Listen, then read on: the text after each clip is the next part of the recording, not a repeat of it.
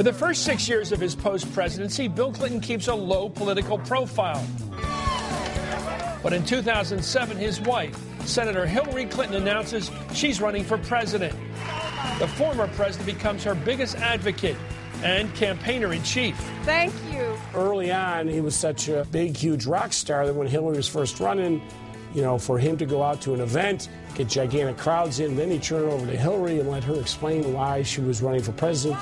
As the battle between Senator Clinton and her major opponent, Barack Obama, heats up, Bill Clinton often plays some rough defense. It is wrong that Senator Obama got to go through 15 debates trumpeting his superior judgment and how he had been against the war in every year. Give me a break. This whole thing is the biggest fairy tale I've ever seen.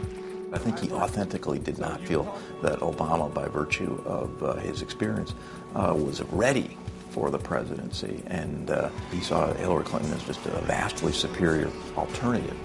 And I think was shocked and embittered that Democratic voters didn't see the situation the same as he did. Bill Clinton's omnipresence on the campaign trail becomes a source of growing tension between the candidates, most notably at the Democratic primary debate in South Carolina. You talked about Ronald Reagan being a transformative political leader.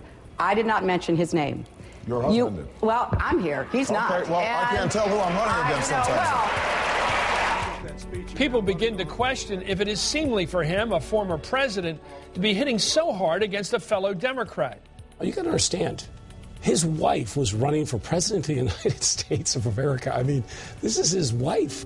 He wanted Hillary to win more than oxygen itself. Let's just saddle up and have an argument. What's the matter with that? That's what America's about. But Bill Clinton doesn't lose his political touch for long.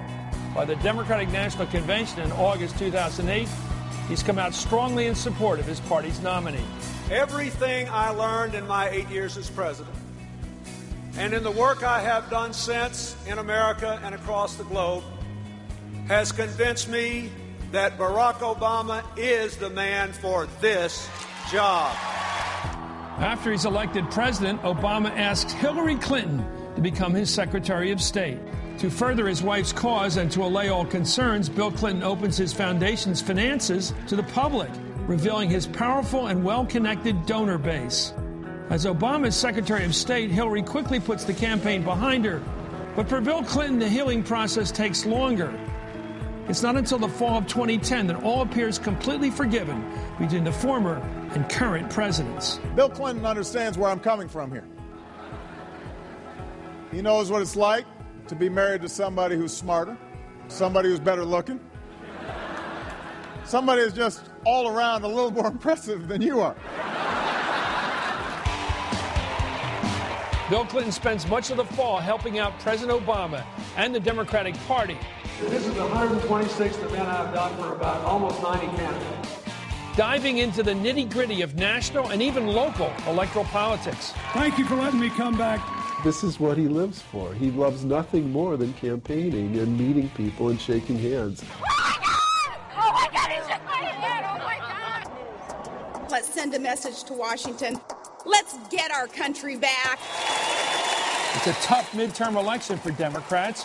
President Obama's approval rating is down after 2 difficult years in office.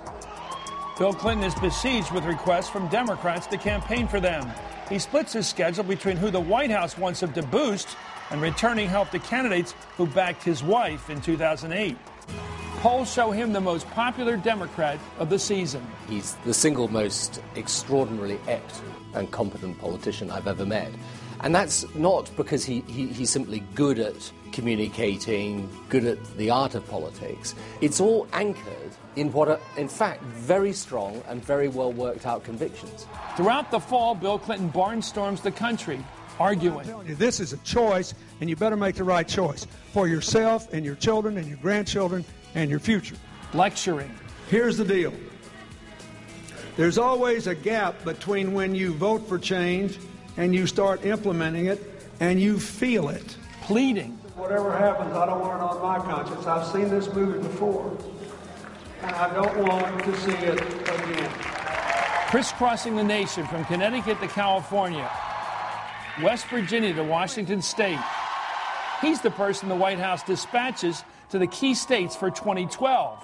Ohio, Florida, Colorado to bring out the crowds and ask sales-resistant voters to give the Democrats a chance. If you say right from the get-go, President Obama is a closet socialist who wants to extend the reach of government across the length and breadth of the land and choke off free enterprise and small business and individual initiative, and therefore I got to be against whatever he's for. It may work in the short run, but in the end, the country loses. I have lived long enough to be able to say this. Forget about politics. Whenever you make an important decision in your life when you're mad, there is an 80% chance you will make a mistake, and you will get exactly what you do not want.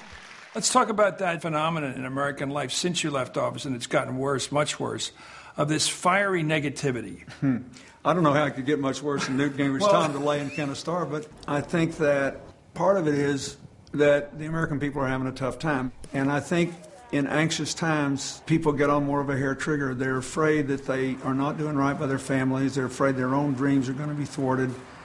And the siren song kind of politics, you know, that on one extreme or the other seem to have more weight. Republicans have won control of the House of Representatives. The Republicans win the 2010 election in a landslide. But for Bill Clinton, the campaigning was not about backing winners. It was about helping his party and personal loyalty. After the midterm elections, President Obama calls again on Clinton's political skills and popularity.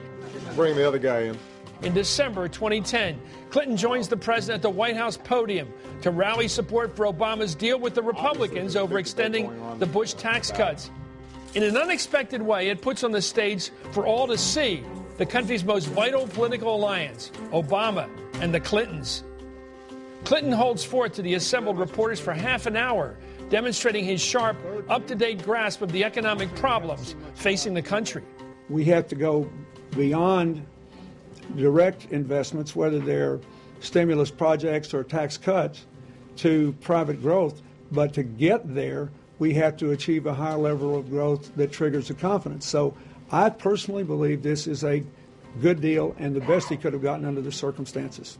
President Obama departs after a few minutes, leaving Clinton alone. Thank you.